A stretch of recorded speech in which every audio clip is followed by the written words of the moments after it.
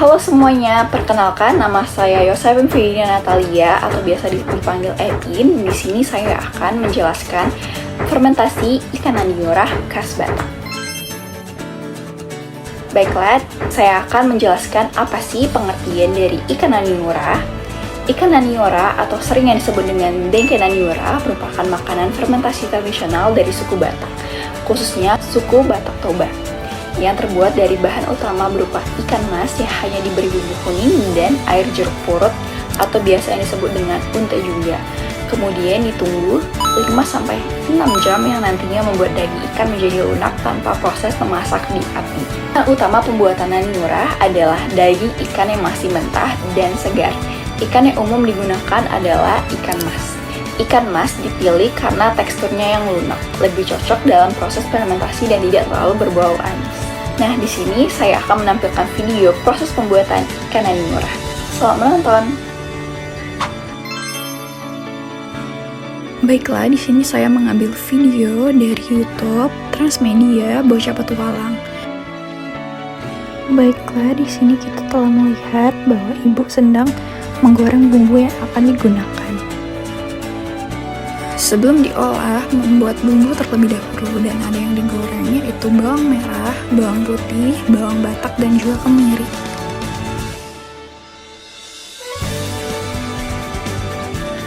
Ikan segar yang akan digunakan dibersihkan terlebih dahulu, kemudian dipotong dengan potongan butterfly. Lalu dicabut tulang dan durinya, mulai dari tulang badan dan duri-duri halus pada ikan. Setelah itu, potong asam jungga dengan potongan melintang. Lalu kita ulek bumbu kuningnya, ada kunyit, andaliman, jahe, dan cabai rawit. Ulek hingga halus.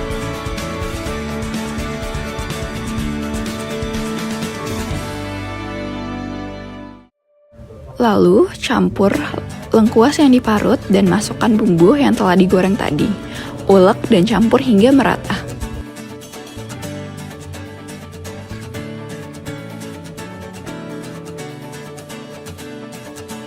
Lalu setelah selesai, masukkan ikan ke dalam wadah dengan ikan menghadap ke atas.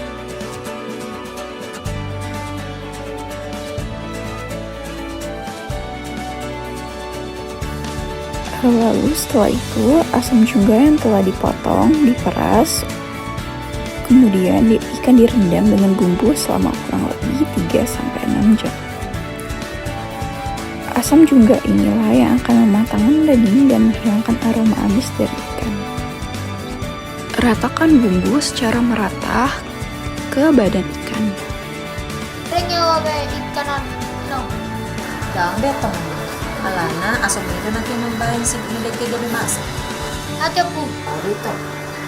Dulu jomay, boy mayana talang, la asam naido mga lupa. Nah, tadi udah nonton kan bagaimana proses pembuatan ikan naniora dan berapa lama sih proses fermentasinya? Lama proses fermentasinya itu berbeda-beda, yaitu ada yang 3 jam, 4 jam, dan juga sampai 6 jam. Nah, maksimal proses pembuatan ikan naniora itu 6 jam. Nah, kenapa proses maksimalnya itu 6 jam? Karena jika lebih lama dari 6 jam akan menghilangkan kesegaran pada bumbu yang ada di ikan naniora dan juga menimbulkan senyawa-senyawa berbahaya seperti E. coli dan juga Bacillus careus. Nah, di sini saya akan juga menjelaskan tentang proses dan juga reaksi fermentasi yang ada pada ikan naniora. Yang pertama, selama proses fermentasi ikan naniora terjadi serangkaian reaksi kimia yang penting nih, yaitu asam citrat dan juga asam malat yang dari buah jungga berinteraksi dengan protein ikan, menurunkan pH dan memicu proses denaturasi. Yang hal ini menyebabkan struktur protein mengalami perubahan, terurai menjadi unit-unit lebih sederhana oleh enzim proteolytik. Nah, yang kedua, mikroorganisme asam laktat berkembang dalam lingkungan fermentasi yang turut menurunkan pH, menciptakan kondisi yang menghambat pertumbuhan bakteri pembusuk. Akibatnya, kualitas ikan terjaga dengan baik. Proses ini menghasilkan perubahan signifikan pada ikan. Tekstur menjadi lebih lunak, warna berubah putih keabu-abuan, dan rasa asam dengan sentuhan pedas ringan terbentuk. Transformasi kimiawi yang terjadi tidak hanya mengubah karakteristik ikan, tetapi juga meningkatkan daya awetnya. Metode fermentasi tradisional ini yang memungkinkan ikan disimpan dalam waktu lebih lama dibandingkan ikan segar, sambil menghasilkan produk dengan cita rasa dan juga tekstur yang lebih unik. Kisaran pH optimal untuk membuat ikan naniura adalah antara 4,1 sampai 4,2. Nah, bakteri fermentasi apa aja sih yang ada di fermentasi ikan naniura? Nah, yang pertama yaitu bakteri asam laktat atau yang disebut dengan BAL. Nah, bakteri BAL ini ya ditemukan pada ikan naniura, yang secara umum yaitu Streptococcus sp dan juga Lactobacillus sp. Nah, bakteri asam laktat dari naniura ini mampu menghambat pertumbuhan bakteri patogen yang berupa jenisnya seperti yang saya sebutkan tadi sebelumnya, yaitu E. coli dan juga Staphylococcus aureus. Nah, bakteri asam laktat ini mempunyai aktivitas antioksidan yang kuat yang berpotensi menurunkan glukosa darah dengan menghambat aktivitas enzim glukosidase. Dalam jurnal ini disebutkan nih bahwa aktivitas antimikroba terhadap bakteri patogen yang didapatkan hasilnya yaitu senyawa asam laktat hidrogen peroksida dan bakteriosin. Naniura diperkirakan mengandungkan BAL yang berpotensi sebagai probiotik seperti Lactobacillus dan Streptococcus. Dan dapat kita ketahui bahwa BAL dalam suatu makanan tidak hanya berperan dalam fermentasi, tapi juga memberikan dampak kesehatan yang positif.